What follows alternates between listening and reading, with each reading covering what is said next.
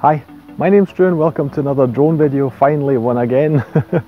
This one's great because I loved the last factory that I visited, so I jumped on a chance to do so again. This one we can't even get so close to. As you can see, it's completely closed off here, gated off so that you can't enter. But luckily that also means that I'll be rather undisturbed while flying around with the drone. The last owner bought it in 1973, wasn't able to do anything with it. In 1974 it was finally shut. It was used since the mid 1800s for mainly cotton products. And that's what they made here. In the Second World War they used it, for instance, to make uniforms, as you can imagine, for the soldiers. So let's get the drone started and fly up. I hope you enjoy.